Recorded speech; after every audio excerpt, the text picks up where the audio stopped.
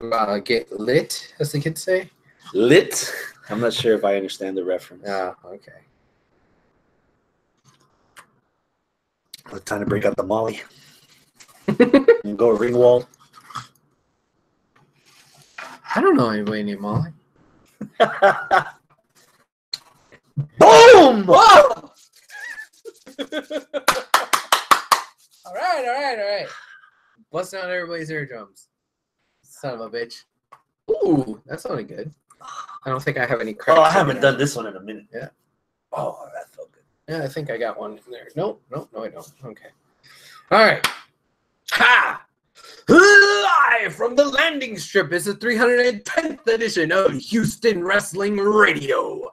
This is Abel. This is Chris. And thank you so much for tuning in today, guys. We very much appreciate it. If you are watching us live, that is awesome. You could log into your YouTube or your Google account, and that way you could chat along with us in the live chat. And I'll have you pulled up here on the old handy dandy smartphone, and you could ask us questions, talk shit, just say hi, fact check us, whatever. I'll see it, and I'll try to involve you as best as I can in the show. Now, if you're not watching us live, that's okay. You can still interact with us on Facebook, facebook.com/Houston Wrestling Radio, or on Twitter @HWrestling Radio, although that Twitter getting mighty dusty. I haven't touched it in a long time. That's what she said. Yeah, we're going there early tonight, ladies and gentlemen. Chris, my man, what are we starting off with today? Man. You would think we would come on this show like we always do and complain about either too many pay-per-views or a lack of proper time to build in between pay-per-views. Mind you, we've only had 2 weeks build for Survivor Series because we had Crown Jewel a couple weeks ago, which we didn't watch. So I was expecting this week was going to be like a 15-minute episode, and then you're out the damn house. Then WWE said, just when you thought you got to the program, it changed the channel on you. When you thought you had all the answers, we changed the question. Yeah. So we started with something that wasn't really fancy ass little glass over here. Like that ain't Bud Light. Well, actually, the glass is from Black Project Brewery in Denver. The beer is Orange Show from St. Arnold's. Blood orange, actually pretty good. Not the best orange I've had, but it's okay. This was supposed to be an easy, let's show up, let's build up to Survivor Series, let's show up on Raw and beat the hell out of some people. All right. And then Becky got her face broke. What did you think of the entire segment from beginning to end? Without knowing what happened after. Without knowing what happened after, I was full of mixed emotions. My first initial thought when I saw Becky putting Ronda in the disarmor was, oh, good. That's awesome. She's getting the upper hand. She's proven to Ronda, hey, you don't fuck with me. Then that's cool. But I also at the exact same time felt like, well, I hope this is just Becky just proving a point to Ronda, and that's it, because I do not want to see Raw under siege, which was the revenging. Yeah, exactly the exact same fucking storyline last week. Sure, last year. Last time with the dudes. Yeah, sure, it was with the dudes. Okay, fine, but it still was Raw under siege. Baby! Oh, God damn. And I was like, please don't repeat this. Please don't repeat this. And then Becky goes out. It's like, oh, it's 1 on 7 or however many. And she struck out there. And I loved her strutting out there full of confidence, losing machismo because she's the man. And just like, I'm going to kick all these bitches' ass. And, of course, Calvary arrived and they, blindsided everybody. And I was like, yay, they're kicking ass. Boo! This is exactly what we saw last year. What you didn't want. Yeah, what I didn't want. So it was kind of like a mixed bag. So it wasn't a different flavor because it was strictly the women. No. It's still the same goddamn booking. Because we technically had the women last year, but they were backstage. They weren't the ones that were the forefront of this. Yeah, the guys went out, but the girls were in the back, so they were still involved. So it was like, I I don't know. But again, with the whole mixed bag thing, Becky came out looking like a fucking badass. And of course, this is before I knew the extent of her injury. Like, I saw that she was bloodied. But even if she wasn't bloodied, I've been like, man, she's out there really leading the charge, whooping everybody's ass. She looked fucking awesome. And I'm really 1,000% buying exactly what they're selling to me with Becky as like this cocky, overconfident, but still badass heel. I love it. Love it. Love it. Even if that's not what they were trying to sell you in the first place. That's what I bought. That's what I brought home. That's what was sitting. That's what's on the receipt. Yeah. Okay. That's what I think I had, you know. So I thought it was fucking cool. Of course, we get the bad news later that, you know, broken orbital bone, black eye, concussion. Yep. So at least 2 months for the orbital bone. If it's anything like Austin Aries, at least 2 months, 2.5 months. Do you want to chime in your quick initial opinion? Since the guys were being the glory hogs last year, I didn't mind that it was the girls because of the way it started. All right. It wasn't just your typical Nexus Raw. They sneak in, slithering snakes. I'm a snake, and they start beating the start right. There was a purpose. The leader was in the forefront, and she drew first blood. She got Ronda in the armbar, and Ronda couldn't get out of it. Right. The refs had to break it. So I like where it started. The crescendo was going up. Yeah. And then Becky's walking out to the ring with 7 women in there, and Becky's still walking forward. All right, the badassery level meter's going up higher. Mm-hmm. The girls come out. It wasn't completely a blindside. I think the Raw girls were aware enough not to be stupid, so that's why they didn't catch them all off guard. Like, some of them were already turning around once they heard noise, and it was an even fight, even though the girls SmackDown outnumbered them. Watching Becky get bloodied up and still like have a smile on her face, like, this isn't just 3 days a month. This is me all the time. Yeah, you know. When the cameras went off the air, I kind of already felt like this match wasn't going to happen because of the injury. Oh, you already thought that this was more than just a bloody nose. Yeah. Oh, okay. Yeah. So I kind of already have figured, like, dude, yeah.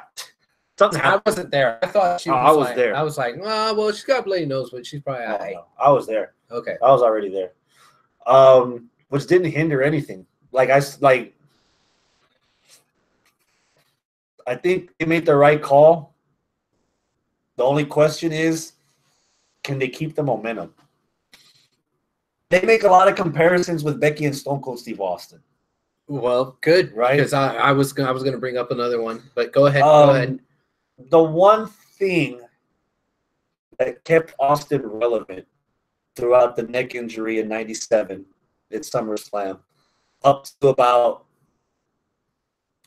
In Your House DX in December, through the Rumble to winning the title at the WrestleMania, was that even with the injury, he wasn't in matches, but he was still prominently in your face every other week. Okay. He was getting in front of authority. He was reminding, and not backstage pre-tape shit. I mean, every week you still bought a ticket, expecting to see Stone Cold Steve Austin live in front of you doing something. Yeah. Orbital Bone's not going to keep Becky from waking up. Orbital Bone's not going to keep Becky from walking. Not going to keep her from getting on the flight, getting in the road, traveling in the cars, going to the next town, at least on television. Yeah. So that every Tuesday night we remember why Becky's a badass. Okay. If they do this right, this could be a better main event for WrestleMania than Becky versus Charlotte, because the builds from now and the tweef. Oh, that the Twitter beef. Delicious tweef. She went ham on Ronda and on Nia. Yeah.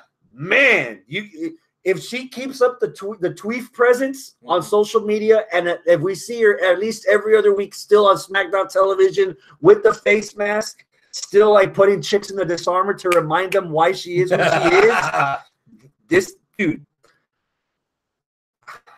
I've been to 8. I have nothing to prove at this point. Okay. I'm already in New York City for Supercard. What happened Monday and what happened yesterday got me on Ticketmaster Wednesday, looking at how much those fucking tickets are for WrestleMania for pre-sale. That's what this whole weekend is done. Assuming that Becky is going to be on the card in a prominent match. Yeah. Oh yeah. Oh fuck me, and I'm the first guy to say, you know what, they've gotten enough of me. That's why I'm going to MSG. Yeah. Okay. You mentioned a little something in there. I thought you were going to go down a certain road, but you didn't. And this is a road I want to go down. Go for it. Could this be? I know you compared her to Stone Cold for injury, neck injury. Okay. The visual was giving me reminiscences of Bret Hart versus Stone Cold. Bloody fucking looking, but still coming out on top looking like a badass. Still fighting and still. Could this be that moment for her? The Austin moment where it's like, this guy's supposed to be heel. We're kind of cheering for him anyway. We kind of really like this guy. And then that's what blew the doors off of the fucking car. When he was bloody, didn't tap out to the sharpshooter, and he still lost. But holy fuck, that dude's a badass. Is that this moment? Yeah. For Becky? Yeah. The broken nose, broken overdose socket, bloody, still beating the shit out of everybody on Raw. Because Becky just did what Steve Austin did at WrestleMania 13. Brett might have won on paper, yeah, but he didn't win in that audience. He left as a heel, and he did not get Steve Austin to tap out. Steve Austin passed out. The ref made the call. Yeah. Ronda did not get the upper hand on Becky, nor will she get the upper hand at Survivor Series because Becky's not going to be there. As a matter of fact, our last impression of Becky right now on television is Becky having the upper hand on Ronda. And being and being kept away from this match, even though she still wanted the match. And the she promo on SmackDown, clear. She went the Daniel Bryan route. She was knocking on doors like Jehovah's Witnesses, trying to get somebody to say, "Yes, I will let you wrestle this Sunday," as a broken face and all. Yeah. So this is what's gonna put Becky on the next level. Okay. There's main eventer, and then there's star. I think this is where Becky's at right now. Could Becky be the first of the women to be that star, bigger than main event? Because right now all the women are trying to fight their way up the card, basically. And when I mean that, I mean this whole women's revolution thing. We haven't had a big four pay-per-view, if you don't count the Royal Rumble. We don't have a big four pay-per-view main evented by a one-on-one match of the ladies. That's that's the next step. I would think that they're thinking in the in the revolution, right? Mm-hmm. But could this be the thing where she's bigger than the main event now? Could it be? Because what you said right there was a pretty bold ass statement for a division that technically still hasn't even tasted main event. They're in a better position now than they were 10 years ago. That's the obvious start. Number one. Number two. The thing you like the most about the Attitude Era, among other things, is that the shit was organic. Oh, yeah. I don't think they could have made an organic Ronda versus Charlotte feud for WrestleMania just going off of name value alone.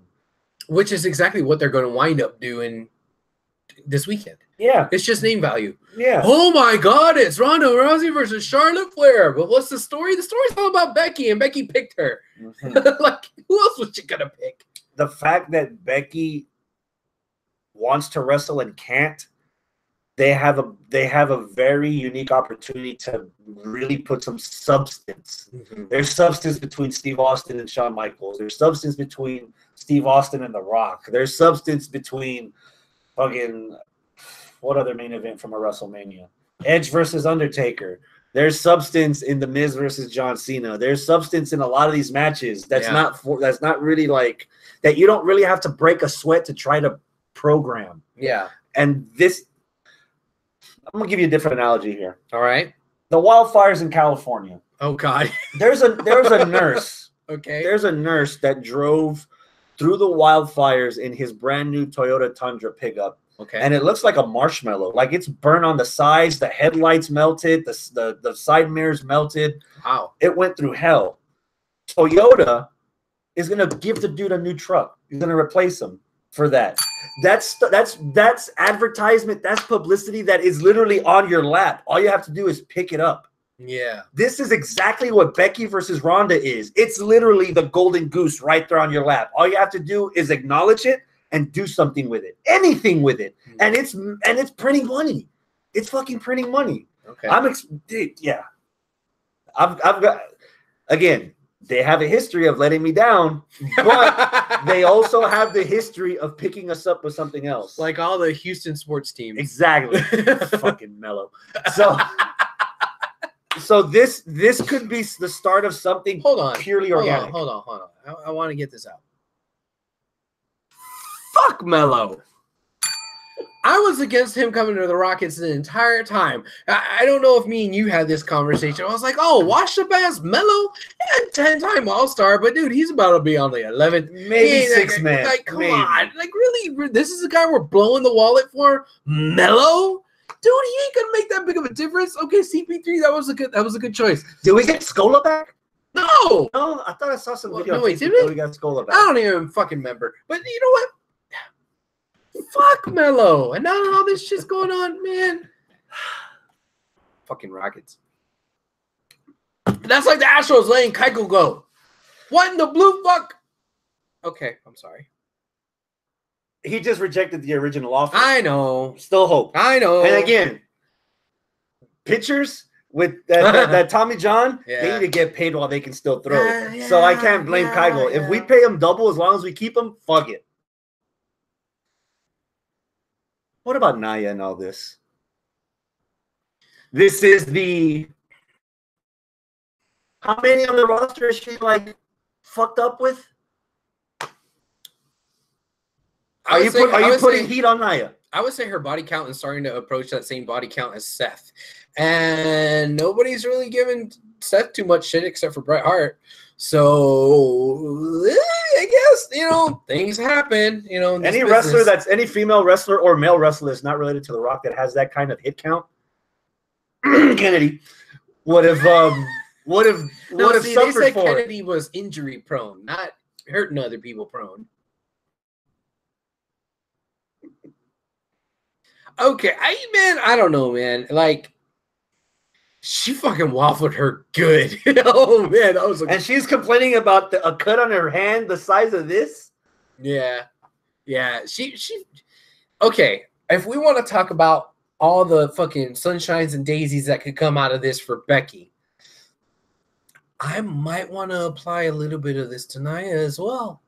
Because I know that there's going to be some people like, oh, fucking Naya took out the thing. And like, it could have been good for Naya. Because remember, Naya is still number one contender against Ronda. After Ronda's done at Survivor Series, the Raw storyline is Naya versus Ronda. So now Naya could be like, yo, you're welcome. By the way, the chick you couldn't put down, I took her out. So with one punch. So, bitch, I'm coming for you and for your title. Like, yeah, that could be a good story there. That could be the thing that finally puts over this haphazard heel turn to be like, whoa, okay, maybe she is a badass, and maybe people will start booing her genuinely because, like, she's the one who took away our bright, shiny, red-headed toy, So, all right, people are going to like boo her and not like her. So maybe it's going to work. Okay. Robert. What's up, Robert? Thank you for joining us in the live chat. It's always good to see your name in the live chat. He says this. And early. Who has the highest body count, Naya or Michael Myers? and she needs a shirt that says, I broke Becky's nose. I like the way you think, Robert. Not like most girls. She always breaks what's been given. With that being said, into the Survivor Series prediction show we go. Ooh. Charlotte Flair versus Ronda Rousey, non-title, Raw versus SmackDown for brand supremacy. What's your anticipation level for this?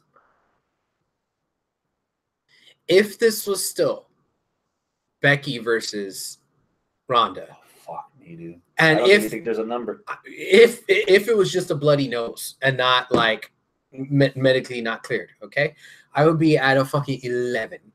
Okay, that erection would be out of my pants. Okay, now if this was just from the get-go, Charlotte versus Ronda, I'd be about a 4. But that's not the case here. Some of that 11 erection is still there. So you got enough for round 2. Yeah, I'm still bought out. You know, I'm still there. But like, okay, it's a little bit less disappointing. But you know what? 8. And it's just for the intrigue of what the fuck is going to happen. Can these two put together something? It's just kind of thrown together. And is Charlotte really going to do Becky right? What's Becky going to say in all this? I'm sure Becky's going to have a lot to say if Charlotte does what I think she's going to do, which is lose. Oh, Becky's going to be pissed. Hey, I fucking picked you. You didn't get the job done. I should have never picked you. I don't understand why I even gave you that hug. And oh, man, it's going to be delicious. Now, on the Ronda side of that thing, Ronda needs to save some face here because she was the one who got laid out. She was the one who, you know, didn't come out on top. And she's the Raw Women's Champ. Charlotte's not. So if you just look at the math there where everything's supposed to be champion versus champion and you have champion versus not champion, you can't have your Raw champ losing to somebody who's not even #1 contender. Yeah. So Ronda's got to win this. And she's got to win this decisively. And I don't know if there's such thing as Ronda beating Charlotte Flair in WWE's mindset decisively. So that means, oh, fuck, this might be a good back and forth kind of match. Because by all intents and purposes, Ronda should, on paper, for all the reasons I laid out, Ronda should beat the shit out of Charlotte. But WWE really, really likes Charlotte. So it's going to be a competitive matchup. Whew. I didn't think I was going to be saying this at all for this show before Monday. But we're going early tonight. Hi. 10? Because you're not only fast forwarding what we could have gotten at WrestleMania with Charlotte versus Ronda. Okay. You could be laying the foundation for not brand supremacy, but horsewomen supremacy. Oh. What if we do get Ronda, Shayna, and the rest of the 4 horsewomen at ringside? And then Charlotte's down, and here comes Bayley and Sasha. And then to even out the odds, why not Becky with a steel chair in her hand? There's the guise of brand supremacy. Yeah. But it's really... Just because she can... Again, back to the Steve Austin. Just because he couldn't wrestle in matches didn't mean that he was dropping Jim Ross, Sergeant Slaughter, Pat Patterson, Gerald Briscoe, Vince McMahon with stunners, Jerry the King Lawler. This is another example of you have to keep Becky on television in front of the red light to remind us why she is who she is. And that's a prime example. Rock versus Triple H at Backlash, where he was outnumbered by the entire corporation, and out came Steve Austin, who still wasn't medically cleared to wrestle, with a steel chair, evening out the odds for The Rock to beat Triple H for the title. Even when Rock and Triple H, or Rock and Austin, weren't always like buddies, but they had enemy of my enemy is my friend. Yeah. Okay. Dude, I'm at a fucking 10 for this. And you lather that up with this whole brand supremacy bullshit. Well, then there's even more of an excuse for Ronda or for Becky to have a vested interest. Okay, cool. All right. And I got Ronda winning this also because, again, on paper, champion can't lose to non-champion. Yeah. So I got Ronda winning this somehow. Now, we talked about this champion versus non-champion and who's winning this. Robert has a good point that I'm going to kind of take his point and mold it a little bit. Where he says, personally, I think it's a bit of a blessing in disguise, the fact that Ronda's not there. Since I doubt Ronda was going to lose that match to Becky. Yeah, that would have been kind of a tough pill for all of us to swallow, especially since we're all like, Becky, lost to Ronda. But, and I'm sure WWE would have wanted that. But now that they're keeping them away, they have an excuse to build out even further. What's better way than to compare her to Steve Austin than to have Becky pass out instead of give up? True, but I don't know if WWE would have done that. Okay, they're still shining up that golden egg that they think they have there with Ronda, which nothing against Ronda. I fucking love her. You know, I think she's great. But like, if you made me choose, and I imagine more other marks like us choose between Ronda or Becky, we probably choose Becky. But we're not the ones choosing. WWE's the ones choosing, and they think they have more money with Ronda. So then that would kind of be disappointing to guys like us who really want to see Becky flourish. So it's kind of like last year, transition, Brock versus AJ.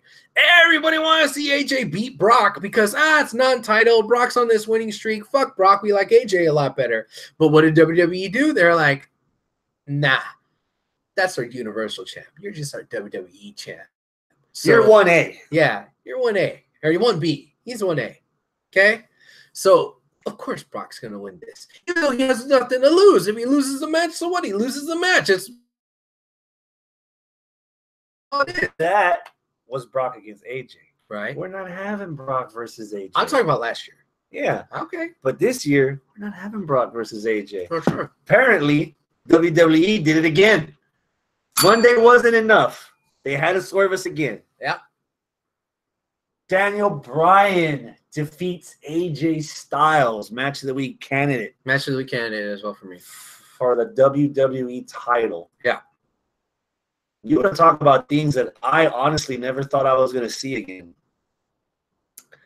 I told you 3 weeks ago, building up to Crown Jewel, the comeback story has officially been murdered because Daniel Bryan tapped out. You want something so bad, you will never give up. You will never pass up. You will never submit. You'll fight until you can no longer fight. Right. So they had to do something different, and that's exactly what the fuck they did.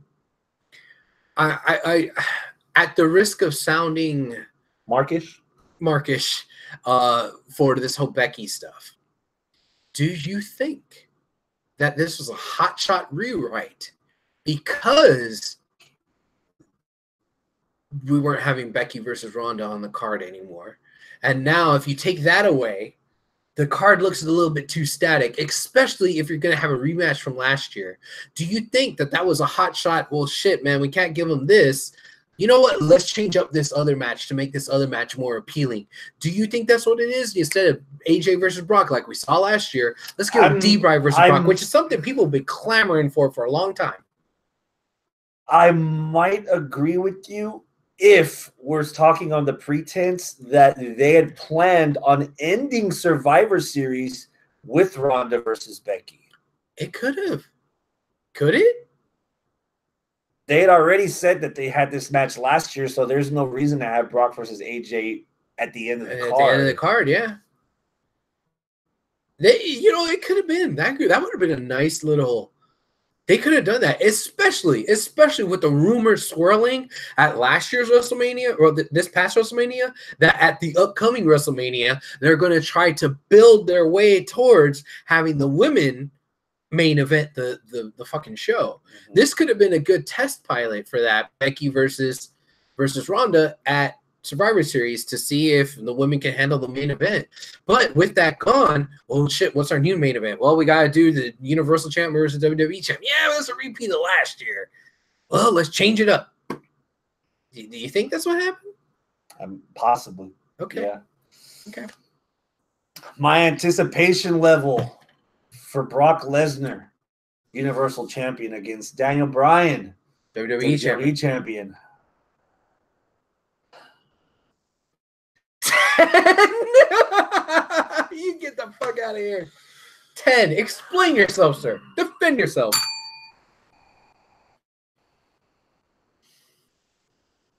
I wish they would have done more with Taz when he first came into the WWE. Taz? Wait a second. Okay. All right. You got me intrigued. Why Taz? Vince McMahon just looked at ECW one day and, in his words, saw this sawed-off monster, Suplex King Taz, and wanted him on the roster.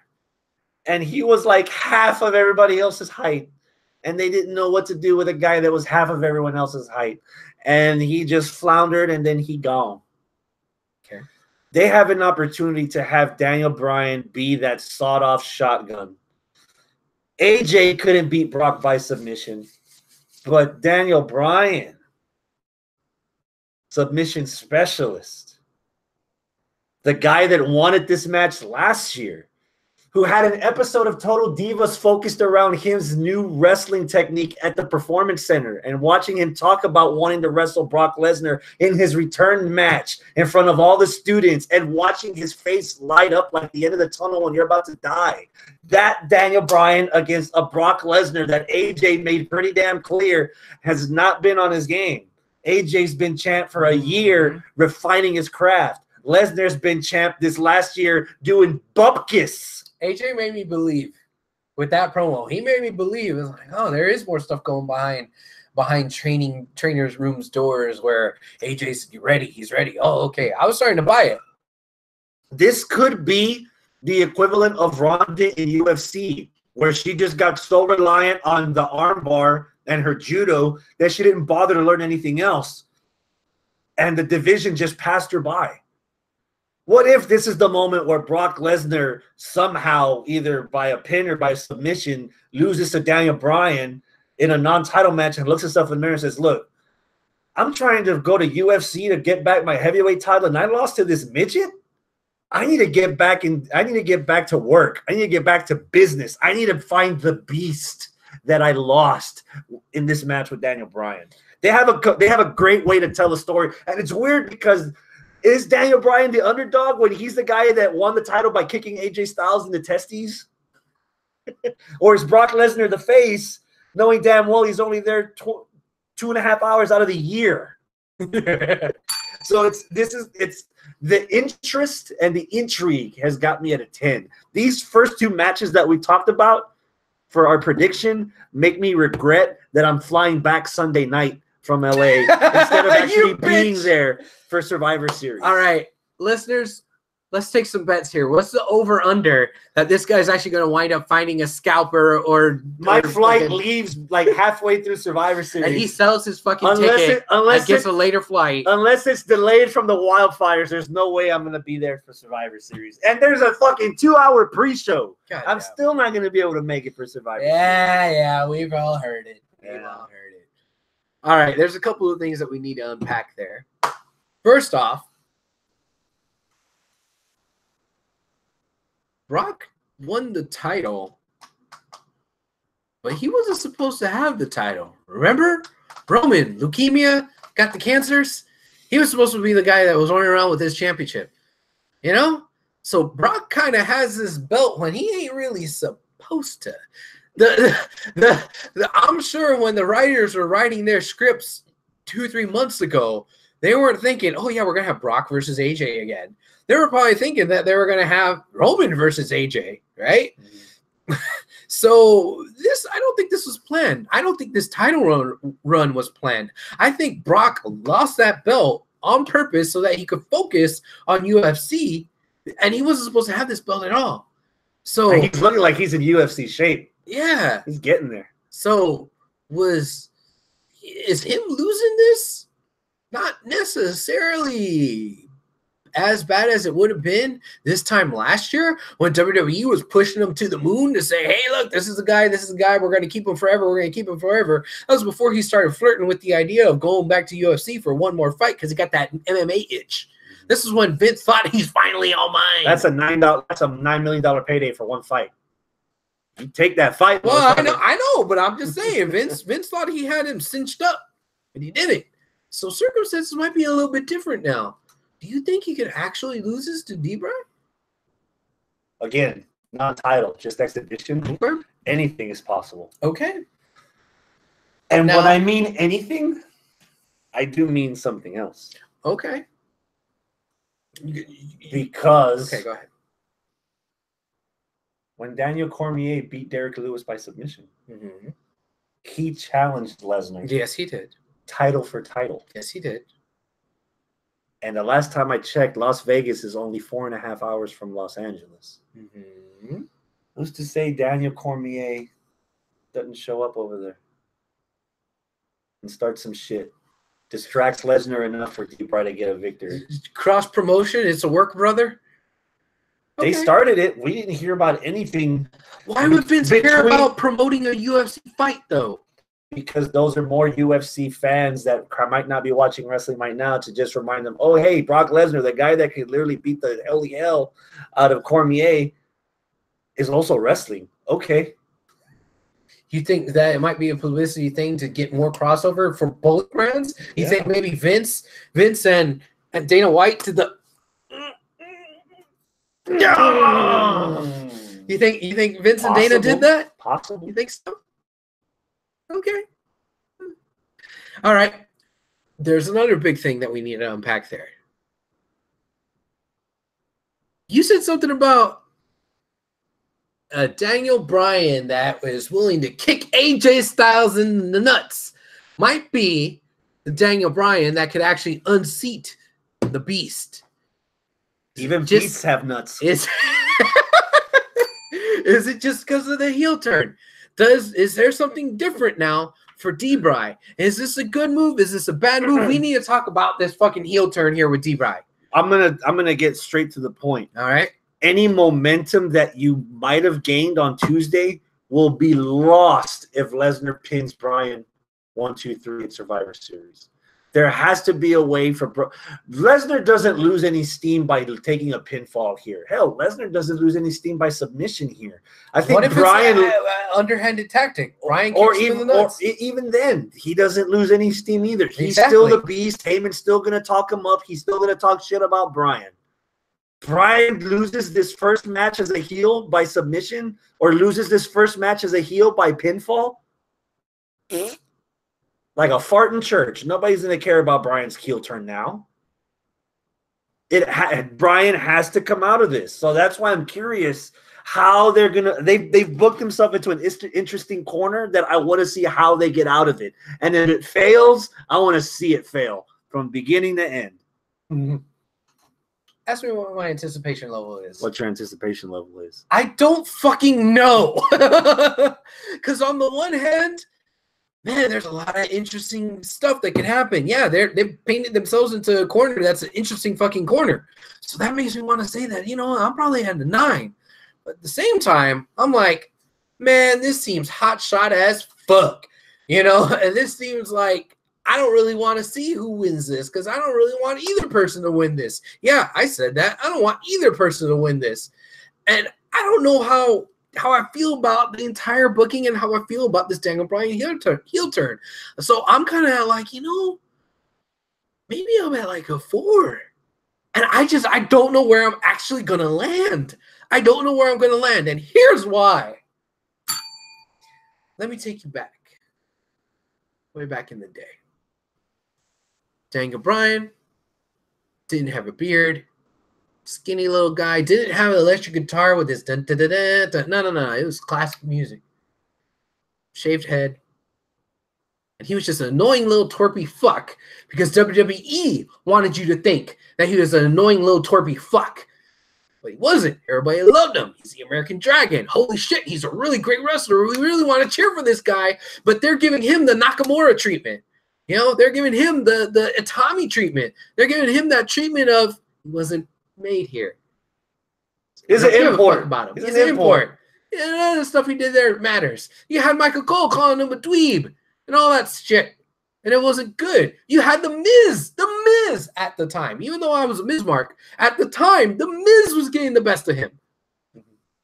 So what happens? They turn him into heel. They bury him. They give him shitty storylines. People still cheered for him. He was an annoying little fuck of a heel. Like Ric Flair. I guess. But what happened? He kept doing the yes thing, right? When he cashed in his money in the bank in a heel fashion. Cashed in his money in bank. What happened? Everybody was happy. Even though he was the heel, did it in the heel fashion. Everybody kept chanting yes, yes, yes along with him to the point where he had to tell the audience to stop chanting yes, and he had to tell them no. And then us dumb sheep were like, yeah, no.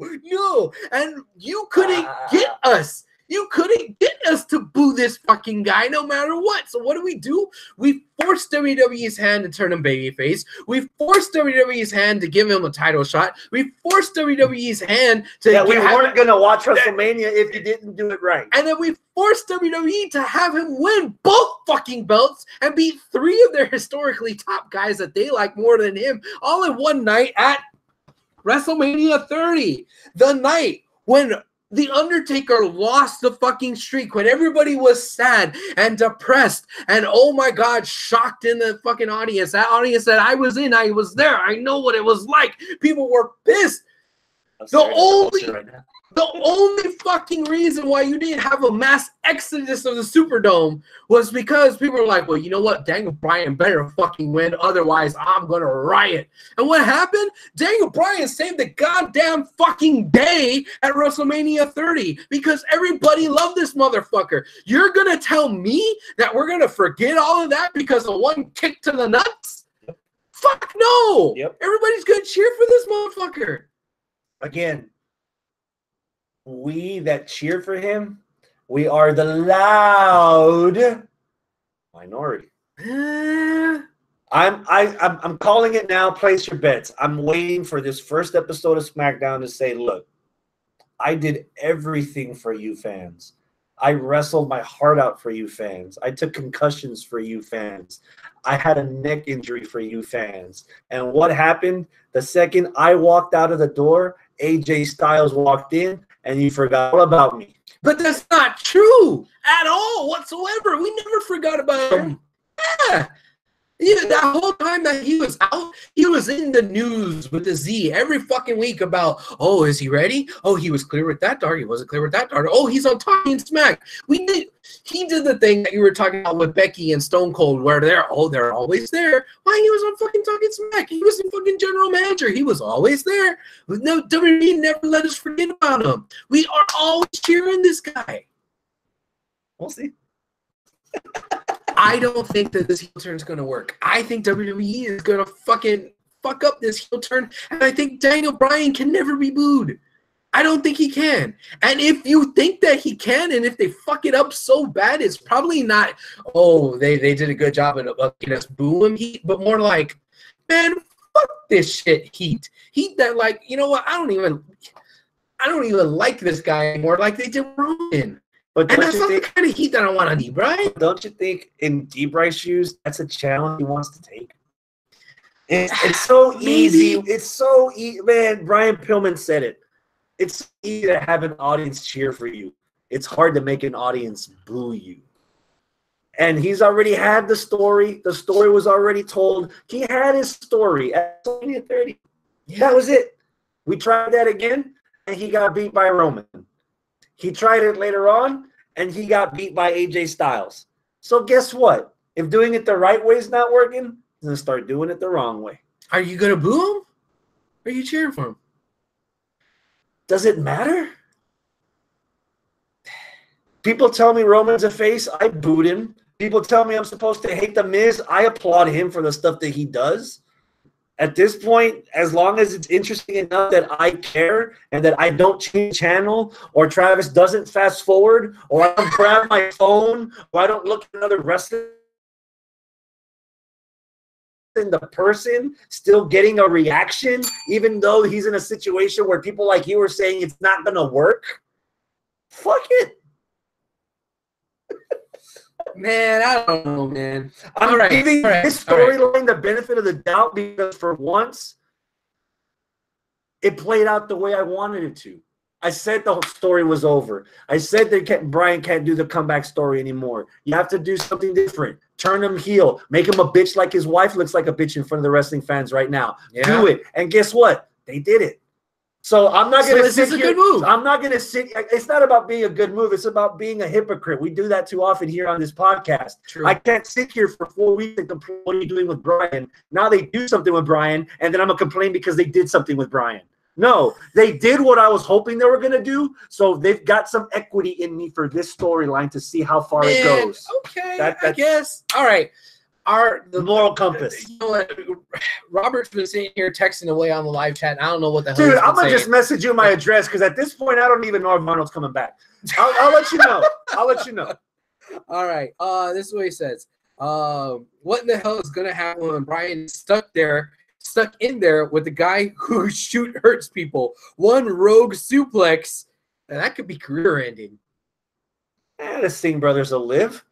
I mean, fuck. Or do you think this is all a trap and D-Bry is the next Heyman guy? It's awfully suspicious. He randomly brought up Bryan's name in his promo. Okay.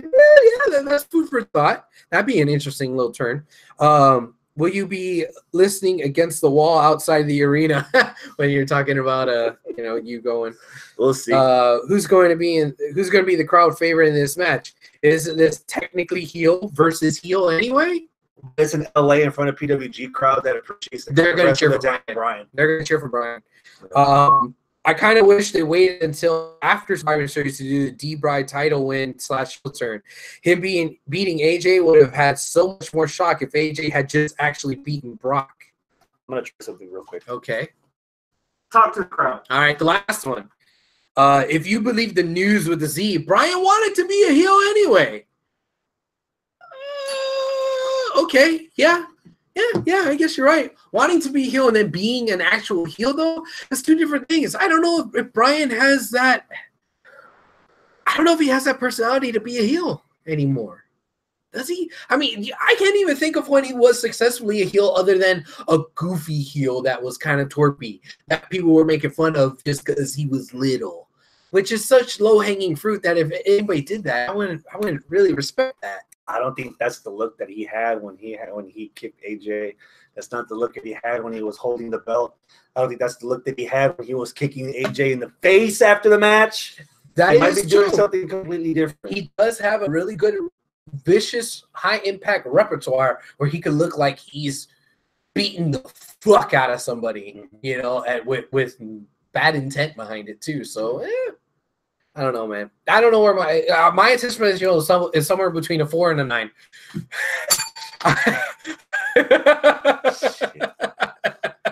I got I think D-Bry might actually win this. I think he might. Through underhanded tactics, flexing those brand new heel muscles that he has. Rollins versus Nakamura, U.S. versus Intercontinental Champions. What's your anticipation level? Oh, I know my anticipation on that one. 3. 3. Yeah. Why? This is kind of the same complaint I had about Survivor Series last year. Yeah, sure, we just gushed for 45 minutes over, these two particular matches. Damn! Yeah, I know. Over these just two particular matches. But for the most part, the booking for this has been fucking atrocious because I said this last year. When you have this brand versus brand thing and you have active feuds going on one brand that you have to stop, pause, put on hold so that they can have the corresponding champion fight them, it makes no sense. I don't give a flying fuck about Nakamura versus Seth based on one promo that Nakamura said, well, he broke my heart. So I don't care. What I care about when it comes to Seth is the more badass fucking promo that happened on Raw where Dean was sitting on a fucking on a sports car sitting next to a literal garbage fire and finally giving his reasoning as to why he fucking stabbed Seth in the back and took the shield vest and threw it in the fire. That is where the money is. That's where the story is. This has absolutely nothing to do with Nakamura at all whatsoever. Why? Just because one's the Intercontinental champ, the other's a U.S. champ? That's it? That's all you're selling me on? Nakamura hasn't even been that great of a U.S. champ. I can't even remember when his fucking who he fought, who his defensive were against. Was it even important? No. Wow. Okay. Who gives a fuck about Nakamura's U.S. title reign?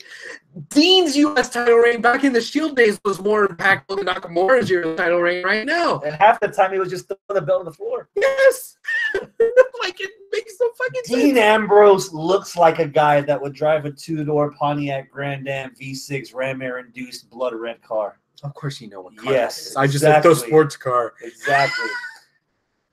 My anticipation for this is at a 7. Okay. First time ever. I don't even think we got to Ring of Honor. Tyler Black against Nakamura Shinsuke. No. Well, I'm pretty sure we didn't, but I like the fact that Nakamura's gonna just kill Seth. Kill him. What, you think Nakamura's gonna kill Seth? He sold me. And I'll tell you why. The promo that you just mocked, where Seth isn't even in this match because his head and his heart is with Dean and Roman. Nakamura, on the other hand, in the spirit of competition, representing Nakamerica, he even showed his fucking phone. And it was Seth on the fucking phone. I'm eating Seth. I'm drinking Seth. I'm sleeping Seth. I'm living Seth. I'm taking this match seriously. Seth doesn't even know this match is happening yet. He broke my heart.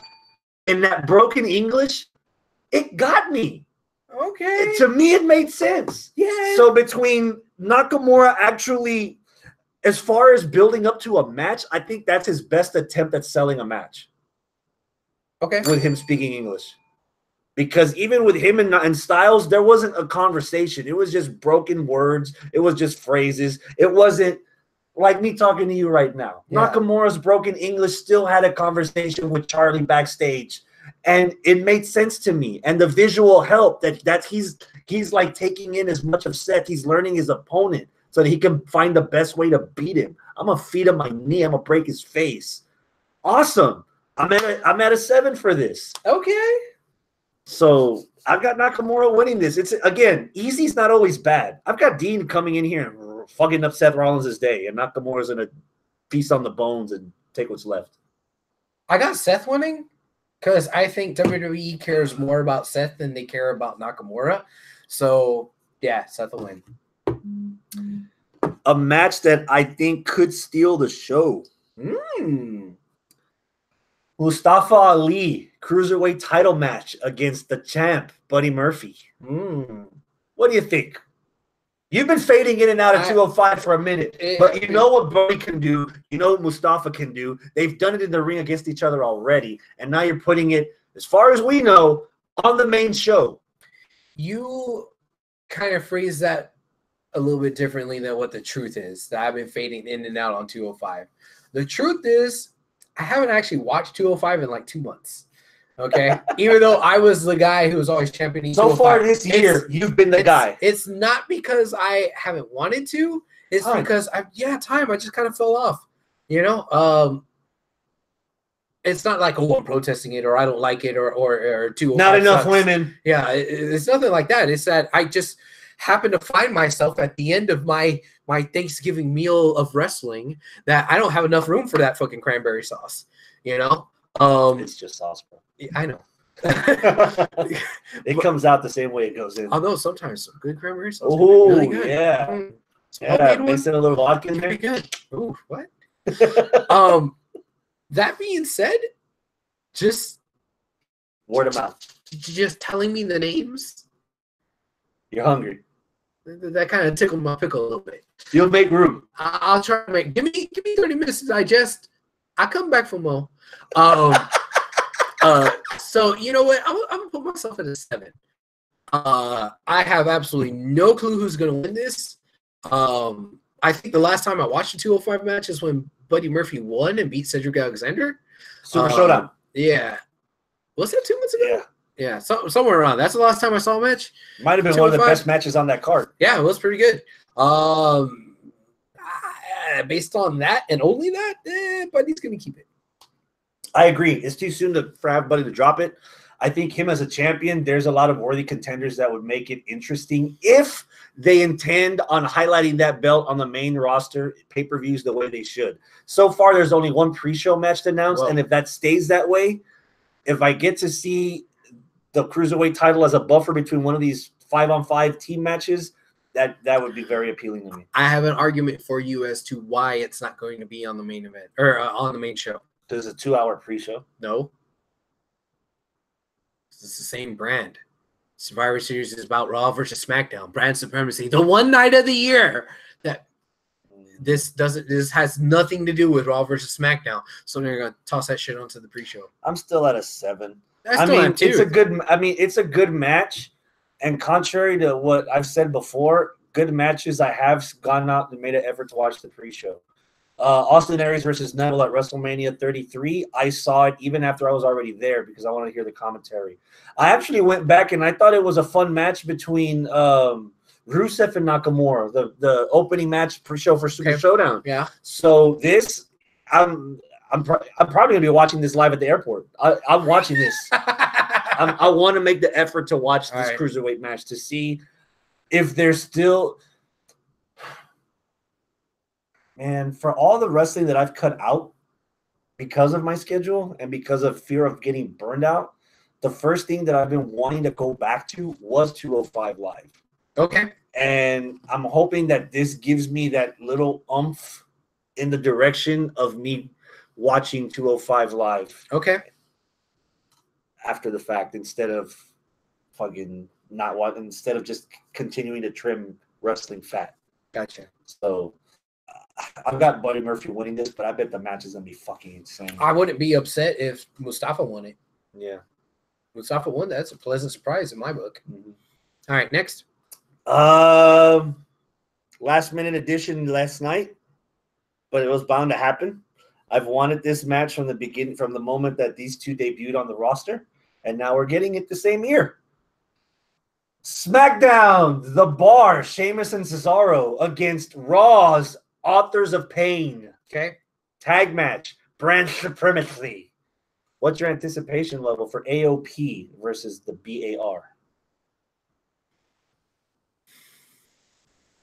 6.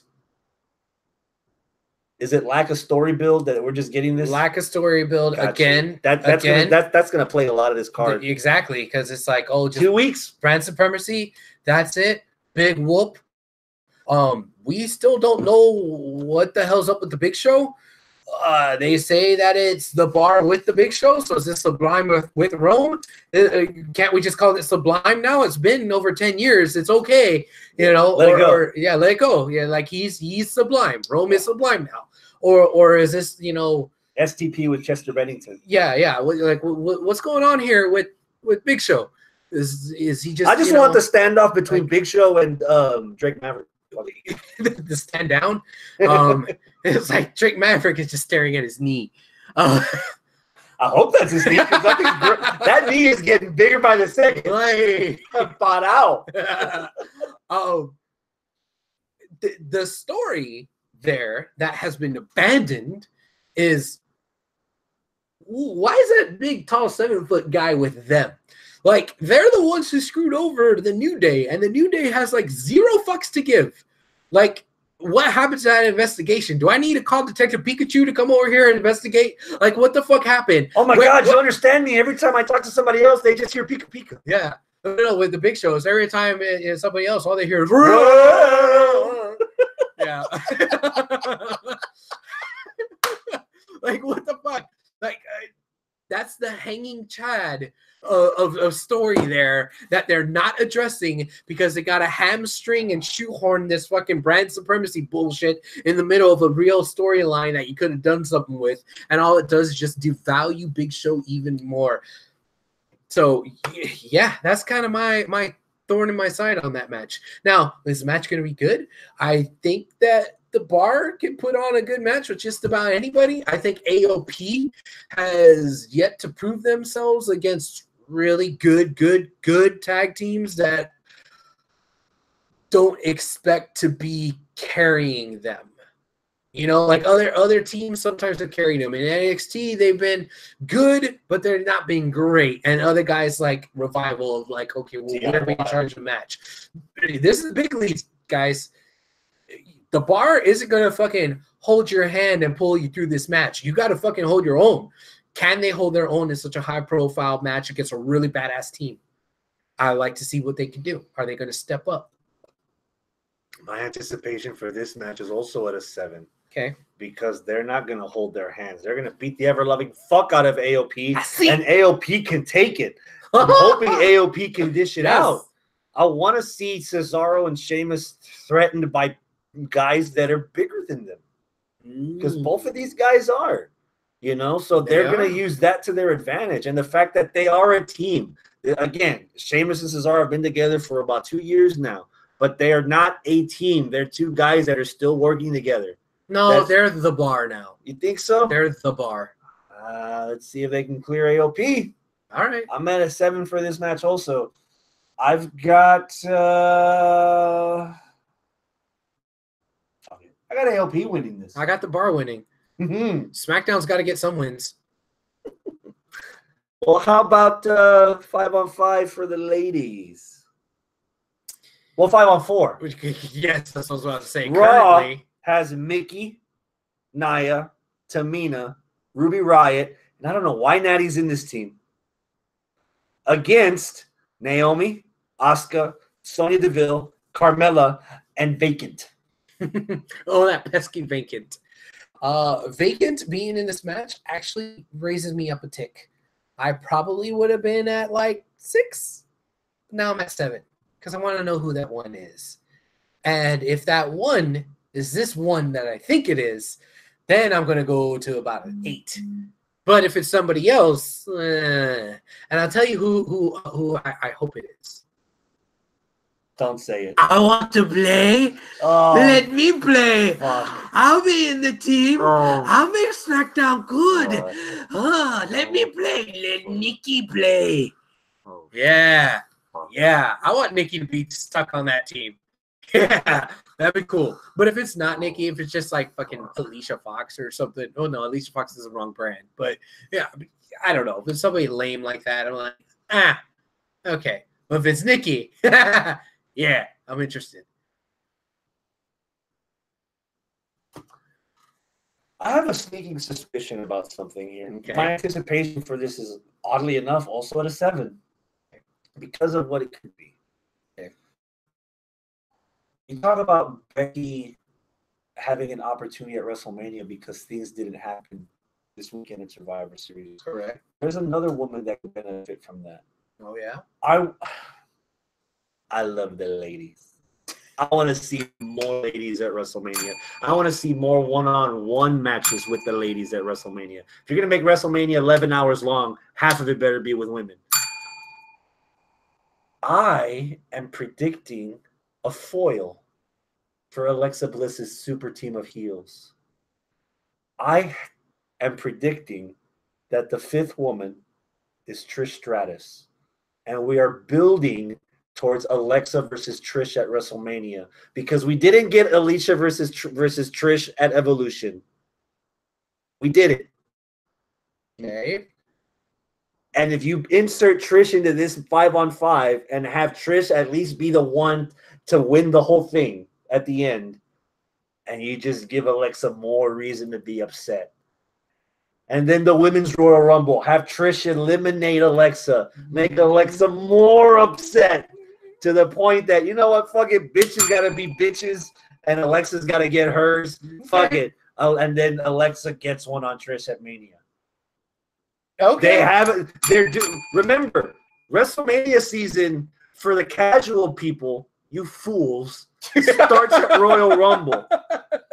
But the road to WrestleMania for people that have been watching this 20, 30, 40 years starts at Survivor Series. Okay. Okay. And this is a good start. Give me some Trish versus Alexa one-on-one. This is where we plant some more seeds. Okay. And I've got SmackDown, assuming my pick is correct that it's Trish, I've got SmackDown winning over Raw. Would you be disappointed if it's Nikki? You have a ways to go. Okay. I'm willing to give a second chance for them to give Nikki Undertaker levels of appreciation. Don't have Nikki be the Undertaker from 1990 and just eliminate everyone one at a time. But don't have her look like a fucking chump. Don't have her submit to a non-submission wrestler. Or don't have her submit to like Hobbit. I don't know. But just do better with Nikki than that you did on SmackDown. Because I was not impressed on SmackDown. I was disappointed on SmackDown. Not to mention, we're going to get to her in a little bit. We're going to save it till later. But there's still an unfinished story that I want to hear the end of between Nikki Cross and the one woman in NXT that's undefeated. Ted. Yes. Okay. So if you're gonna have Nikki on there, make it justifiable. Otherwise, all right. Now do me. Well, you're gonna have to bend over and pull you. What's your anticipation? No, not that question. The question I just asked you, because you said you picked it to be Trish, and I asked you, would you be disappointed if it's Nikki? Would you be disappointed if it's Trish? Oh, okay, thank you. I'm glad you asked. Well then, we're rusty here. Yeah. We're not. We need somebody else. Yeah. Flaking. Actually, yeah, I would be disappointed. What? If it's Trish. I would be disappointed if it's Trish. Because Trish ain't Trish. Trish ain't Trish right now anymore. But that's the whole point. You're building up this rivalry with Trish and Alexa, so that Trish puts over Alexa at Mania. Okay. So it's okay for you to feel this way now. I don't know if I want to see Trish versus Alexa at WrestleMania. I don't know if I want to keep seeing Trish in the ring. I don't know if I want more Trish. Wow. I think you're stratified. I'm stratified. That's wow. Like there's certain things, that age very well. Fine wine ages very well, Okay. A good beer with the right barrel in the cask. But if that's the thing. If you take that wine, you take it off the shelf, you open it, pour yourself a bottle, you close that back up, you put it back on the shelf. It doesn't continue aging and aging well. You done. I thought you don't drink. Okay, cheese. All right, let's go. Or a prosciutto. Huh? How about a nice 64 prosciutto? All right. That's a nice queso. You age something, you take it out of the aging vessel, you start eating off of it, and then you try to put it back. It's not going to do the same thing. It's not going to be the same thing. And it's like, all right, Trish was cool showing up in the Royal Rumble. Trish was cool showing up here. I don't want a full-on fucking story manipulating Alexa's time for a one-on-one match that's like, oh, new person versus nostalgia. Let's face it, she can't go as she used to, and it's like we're gonna give the Bellas as much shit as we do for not being as cool as they are, but like, whoa, how many people did Trish hurt? Trish was like, how many people did the Bellas hurt? Fuck, wait, I don't know. Monday, how many people has Nia hurt? A lot. And I'm not saying Trish has hurt nobody. I ain't saying Trish is just. But you don't want to get there. You don't want to get there. I'm saying that I'm not interested when I see her wrestling. Wow. Her like, okay, the chick kick was all right. Back then it was still kind of lame. It's still lame now. The stretch faction, that's cool. But did you see when she tried to do that thing where she does the handstand on the bottom rope and tries to do a Hurricane Rana? And it didn't really look that good this last time we saw her. That's one time. Yeah, but and she I don't know, man. Get some more of that rust off. Wow. Who you got winning this? Raw or SmackDown? I don't give a fuck. Moving on. I don't care who it is. It's about brand supremacy. Who gives a fuck about brand supremacy? Apparently Steph and Shane, and that's it. I don't give a flying fuck. Ziggler, McIntyre, Strowman, Balor, and Lashley against The Miz, Shane, Samoa Joe, Rey Mysterio, and the newest addition, Jeff Hardy. What's your anticipation for the men's 5-on-5 Bukkake?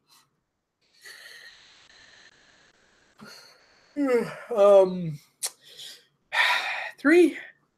God damn. Again, Black Bill. I don't give a goddamn flying squirrel nut about Raw versus SmackDown. Stephanie didn't entice you with this? No. I'll give you whatever you want. So, like, I care about Braun, but, like, I don't have loyalty to Raw where I only watch Raw. I don't have loyalty to SmackDown where I only watch SmackDown.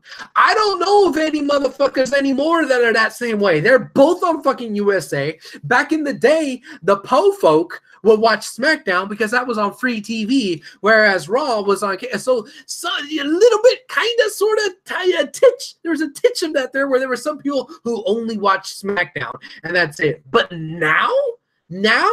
But you have 42 hours of programming in a week? So you watch it all.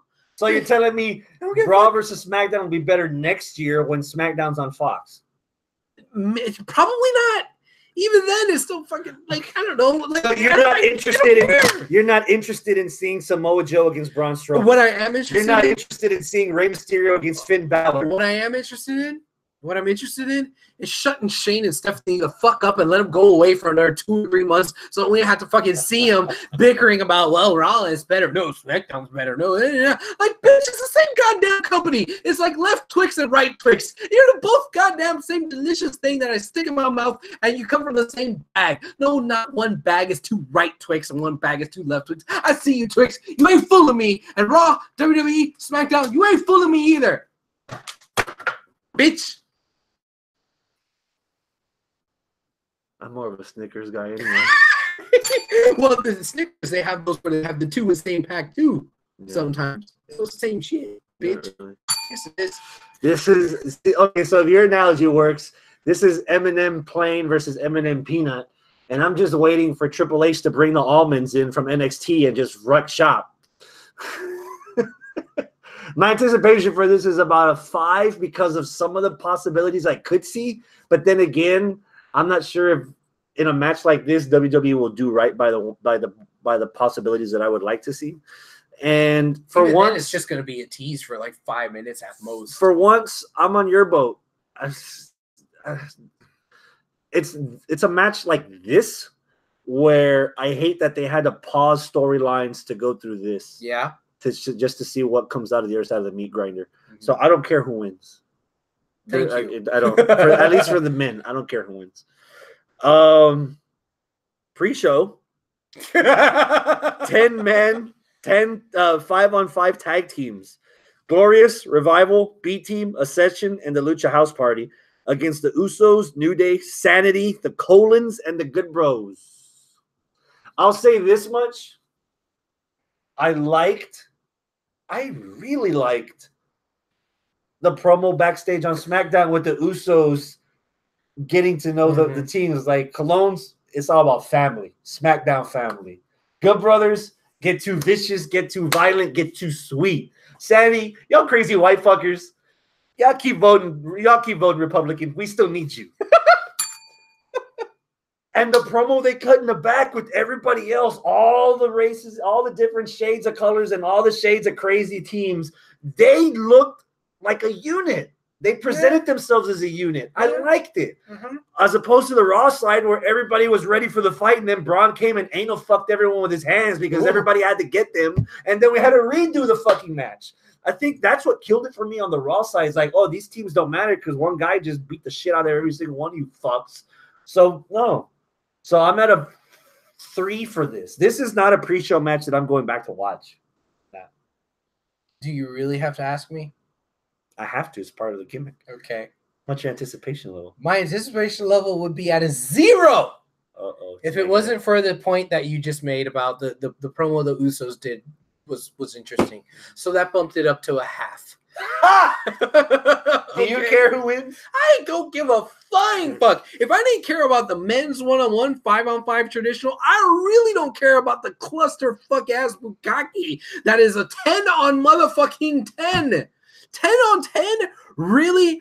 I believe the first week when they were promoting this, when they first had New Day versus Usos, they said it was going to be 5-on-5 team. So I thought, okay, the Usos, New Day. Okay, they're gonna pick Jimmy, and then one of the New Day. Okay, Big E, and then we're gonna have 3 other teams that pick one representative. Oh, no, they're gonna have all that fucking beef standing out on the curtain, and that's it.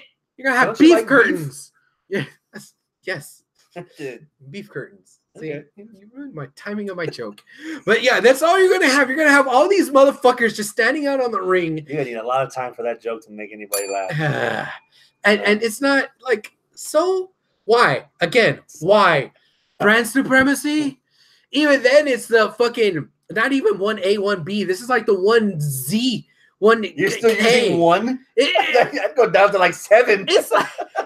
it's like 13 at this point. Like who gives a fuck if the tag team one wins? Like really, your brand supremacy, you're gonna care about? Like no, man, I don't give a goddamn what the hell. Like overall, whole shebang, Survivor Series, bragging rights.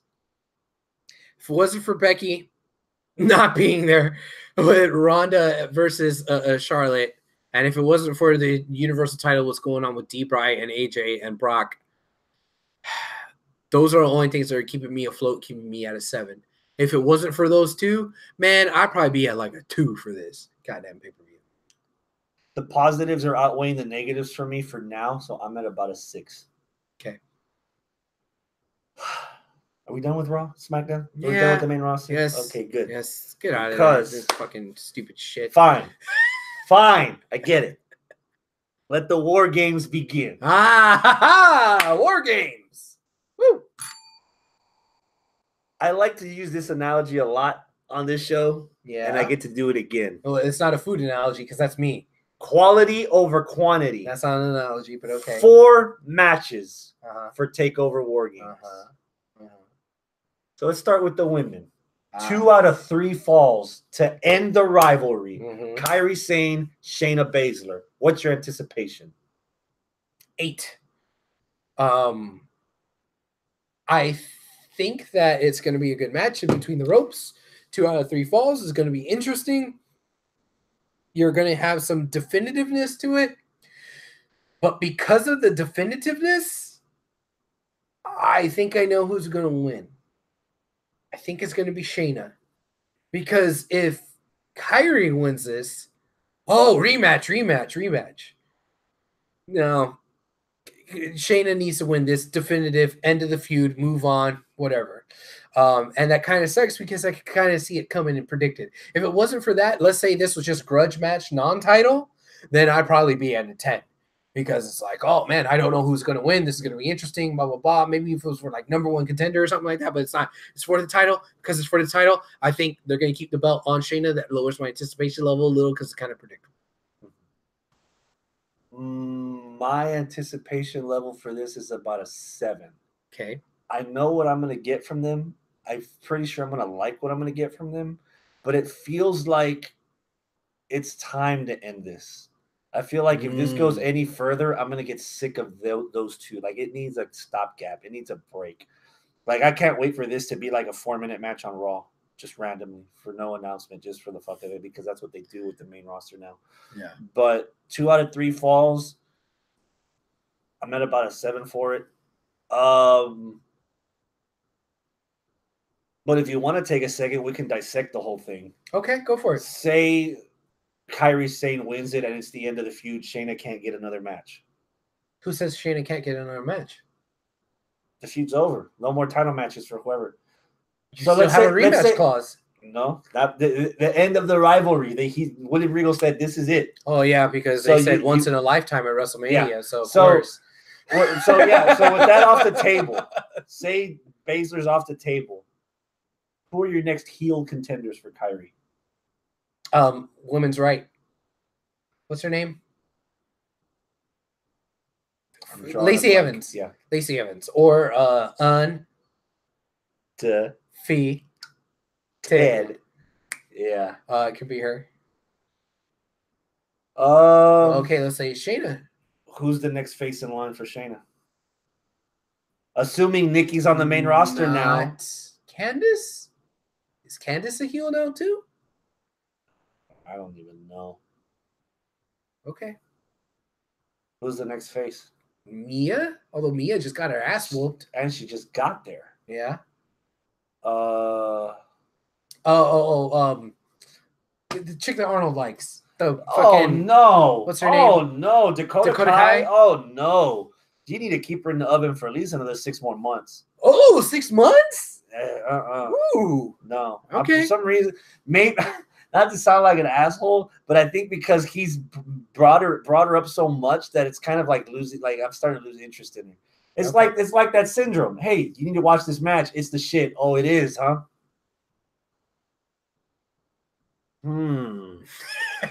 Oh, Dakota Kai, yeah, the little ironing board that's like a midget. Oh yeah, really? She's not a midget. She's not short. But who are the faces if Shayna's out? Mia Yim, Dakota Kai, Nikki Cross is already in the main roster, assuming. Kyrie can't get another rematch. Well, you have a whole crop of Mae Young Classic girls that you can bring in. Mae Young Classic. Toni Storm. Oh, yeah. Now that stopped changing tracks now, didn't it? Oh. Toni Storm. Puto. Okay. I'll tip my cap to. That's a good one. That is a fucking good one. And don't forget Neil. I mean, because there's not just baby faces in there. You could throw Rhea Ripley in there as a heel. I'm not going to ruin anything for you, but we'll just keep her off the table. Okay. You know what I would be interested in? We have I'm not jumping forward, but just as an example, we have a heel becoming somewhat of a tweener, Velveteen Dream to face a straight up heel in Tommaso Ciampa. Oh, we're just jumping to that. What if we get come up Bianca Belair against Shayna Baszler? That'd be interesting. Because Shayna's been talking smack about the heels and the face. What's to say a heel won't call her out, put her money where her mouth is? It's different. The MMA fighter against the chick that'll whip the shit out of you with her own fucking hair. Yeah, I'll buy that for $1. I'm really waiting to see how quickly they're willing to pull the trigger on her, and like, what is that trigger? Dude, Bianca Belair. Are they going to leave her undefeated? Dude, her match at the NXT episode that was taped before TakeOver in a crowd that big, she did very well, man. She felt like she was born in front of that camera. Okay. So maybe if the experiment of Velveteen and Ciampa as a co-main event for the War Games attraction, why not fucking have Baszler and Bianca Belair just as a, not so much as a I hate you rivalry, but just like as a sport. Okay. The chick just won the title. She's proving that her dominance. Bianca doesn't care who you are or who people like you. She just wants what you have, and she's going to do what it takes to take it from you. So why not? Okay. I think there's more. It's weird because we didn't really have that much of a balance for Shayna Baszler, but I feel like there's more opportunity to surprise me with something, to have Shayna still as a women's champion in NXT than to give it to Kyrie. Run that by me again. I would be more intrigued to see what kind of competition you would give Shayna Baszler as a champion, as opposed to the easy Kyrie as a champion. Okay. So yeah. I've got Shayna winning this and ending it.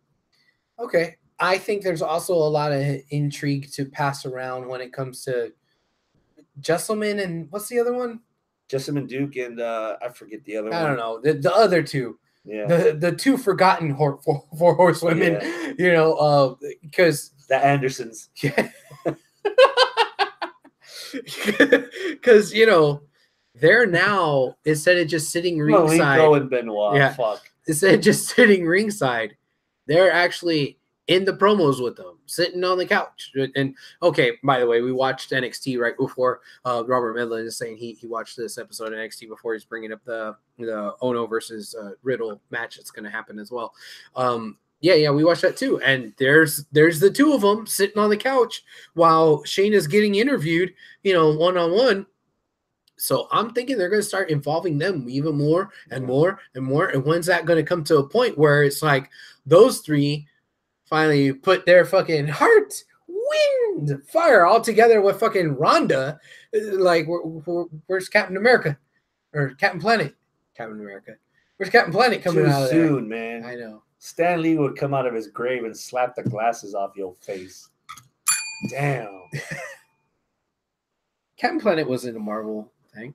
Yeah, you said Captain America. I know, but I meant to say Captain Planet. You meant to do a lot of things. Grudge match. Just moving on. Aleister Black, Johnny Gargano. What's your anticipation? 9. Oh! 9. What's doing it for you?